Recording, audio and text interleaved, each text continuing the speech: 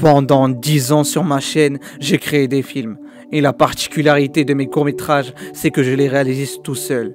Pas de caméraman, pas d'acteur, enfin, mon acolyte, tu connais. Pas de personne derrière la caméra qui gère la lumière, non, je fais tout seul. Oui, tout le monde fait ça en fait, t'es pas exceptionnel.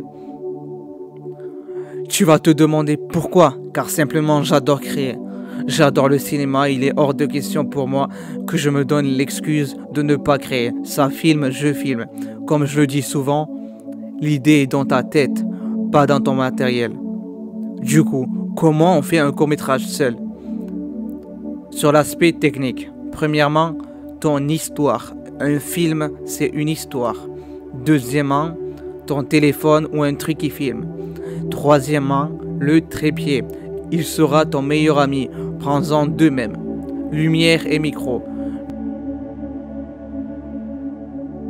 Logiciel de montage, il y a des super performants et gratuits pour débutants. Tape sur Google, logiciel gratuit. Ça c'est pour l'aspect technique. Maintenant, dans cette vidéo, je vais plus te parler de l'œil créatif que tu dois avoir quand tu fais un film, et notamment un film tout seul. On va prendre un exemple, la peinture. Imagine que le monde que tu vois comme une toile de peinture vierge. Toi, tu es le créateur de ce qui manque dans ce monde, de rajouter des couleurs dans un monde où les personnes voient tout en gris. Nous parlons ici de créativité visuelle. En faisant ton film, tu as un choix gigantesque sur qu'est-ce que tu aimerais changer dans ce monde, des causes qui te touchent. Pose-toi ce genre de questions qui va premièrement te faire réfléchir sur quel thème de film tu veux faire. Ok. La difficulté quand tu veux faire un court-métrage seul, c'est qu'il y a des plans vidéo que tu dois enlever. Cela ne veut pas dire que tu ne peux pas te permettre de faire ce plan.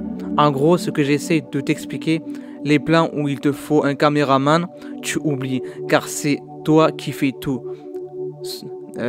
Cela n'est pas impossible, j'en suis l'exemple. Tous mes courts-métrages, je les fais tout seul. Commence par des trucs courts et simples, car cela va te permettre de voir la difficulté de comment tu arrives à gérer. Il te faudra de la patience et surtout de la discipline.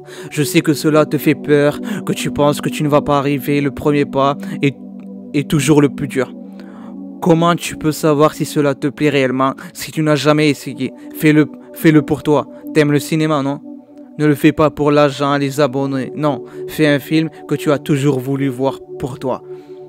Je t'ai parlé de la discipline. C'est super important dans la vie de tous les jours. C'est encore plus vrai quand tu fais un court-métrage seul. Car là, t'as pas le choix. Si tu veux voir ton film fini, il faut se bouger. Ne fais pas comme tout le monde. Sois le changement dans le cinéma. Casse les règles. Tu sais, la règle des 180. Quelle ouverture choisir, quel objectif choisir. C'est très bien de comprendre les bases, mais on ne te demande pas de créer ta caméra. C'est pas un tippé sur la construction de ta caméra. Moi, je te demande de créer ton film. Montre-nous ta vision. Les personnes ont besoin de voir ton court-métrage. Ne te compare pas aux autres. C'est du temps perdu pour la réalisation de ton film. Ah oui, ne te bloque surtout pas dans ta créativité. C'est pas parce que tu le fais seul que tu dois te limiter. Certes, cela sera plus dur que si tu avais une équipe, mais ce n'est pas impossible. Prends ton temps, commence petit. Ta créativité et ton ambition grandira petit à petit. Tu es encore qu'au début. Tu n'as rien fait. Et après, plus tu vas avancer dans tes ambitions, plus il te faudra chercher une équipe. Mais pas encore, tu es encore loin du compte. Ce message s'adresse à toi. Avant de vouloir changer le monde, change ton propre monde, le tien.